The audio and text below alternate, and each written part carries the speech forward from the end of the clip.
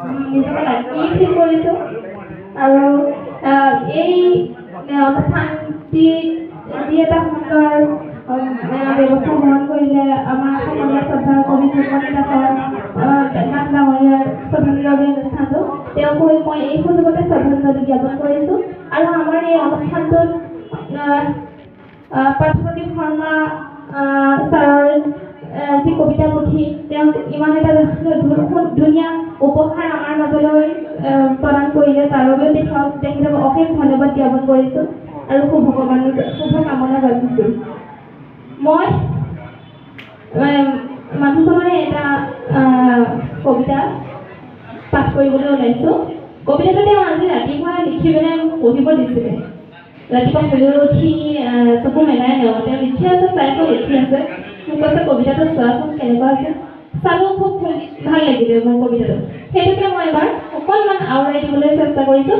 যদি ক'ৰবাত কিবা ভুল হয় সকলোকে মোক ক্ষমা কৰে। কবিতাৰ শিৰোনাম জতুগৃহ। ইমান নিৰ্মমভাৱে হত্যাৰো যে পৰিকল্পনা কৰিব পাৰেনে? বহুতৰ নিকৃষ্ট প্ৰবঞ্চনাৰে সকলোবোৰ অভিসন্ধি, দুৰ্যোধনৰ অহংকাৰ, লতি গতিৰে জীৱনৰ গতি। এই জতুৰ পাহাৰত মৃত্যুৰ সাম্ভাব্যকে এৰি কলিজাৰ তপন হাতত বাগৰি নপৰা নিকটাত্মীয় দুটুকুৰ তেজৰ নিমখীয়া চকুলৰ চিতাভস্ম। ক্ষমতাৰ লালসাত মত্ত কৌৰৱৰ কুটিল চক্ৰ চিৰ পাণ্ডৱৰ চিন্তা, বুদ্ধিত বৃহস্পতি যুধিষ্ঠিৰৰ তপস্যা, বিদুৰৰ জাননী।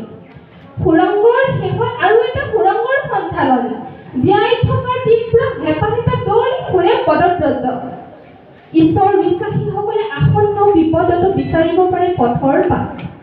জতুগৃহৰ দুৱাৰে দুৱাৰে আঁকি থোৱা বিদ্বেষৰ ছবিবোৰে চিঞৰি আছে ধৰ্মৰ জয় অধৰ্মৰ পৰাজয়ৰ শ্লোগান।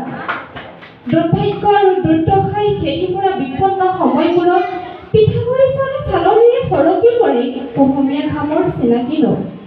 বাৰে বাৰে পাতি প্ৰকাৰান্তৰে হানি খুজি শেষ কৰে পাণ্ডৱৰ প্ৰাপ্য দুৰ্লভ সুখ। কলিৰ কুটিল সময়তে একে ঘটনাৰে সমান্তৰ পুনৰাবৃত্তি।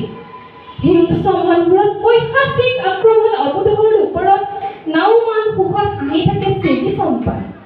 জতুগৃহ জ্বলি থাকে সকলো পুৰাতন সাধু কথা আৰু বাহিৰ মাতো যা নাযায় সত্যৰ পোহৰ আৰু প্ৰত্যায়।